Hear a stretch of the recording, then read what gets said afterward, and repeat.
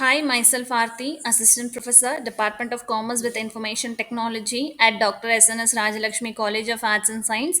So now I'm here to take a topic about open banking.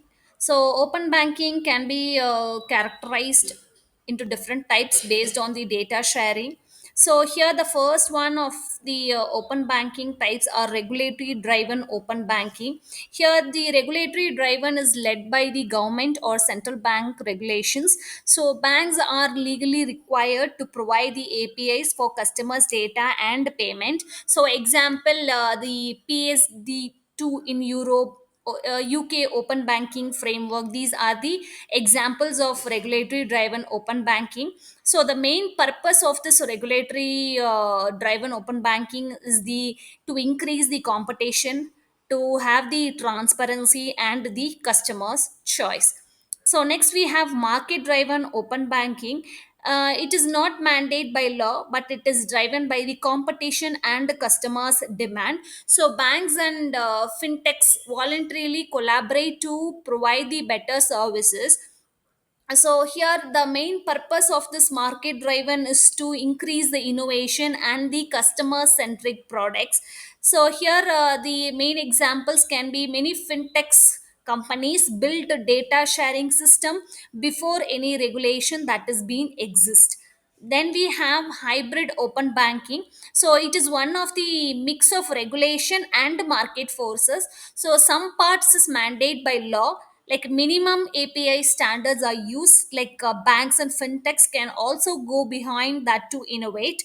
So here the purpose is to build the better between balance between the compliances, safety and innovations. So here the main example of is Indian account aggregated framework, where regulated the structure but open or private sector innovations. We have transactional open banking. So it focuses on enabling payments and transactions through APIs. So here customers can pay merchants directly from their bank account by passing the cards or wallets. So for this example can be the UPI in India or payment initiation service providers. So the main purpose of this is to have the faster, cheaper, more secured digital payments. The last one is the data driven open banking. It focuses on data sharing with the customers concerned for better financial insights. Third party providers access transaction history, balances and financial behaviors.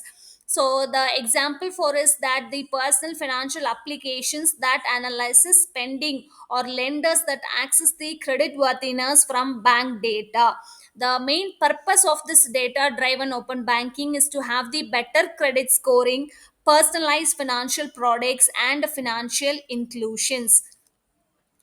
Next we have the promises of open banking. So here the promises of open banking is the refers to the set of commitments, principles and benefits that open banking aims to deliver to its customers, financial institutions and regulators, and the broader financial ecosystem. So the first thing that we see in the promises are the customers empowerment. Here the customers own their data, not banks, so freedom to switch the providers easily. Next we have transparency. So transparency and trust. So here the clear concern mechanism and secured API ensures the safe sharing of financial informations. That is, the customers can track permission granted apps and revoke them at any time. So the promises is that the trustworthiness of financial ecosystem with accountability for misuse. Next, we have competition and innovation. So, fintechs and startups can compete with big banks, lends to more innovation in payments, lending, and wealth management.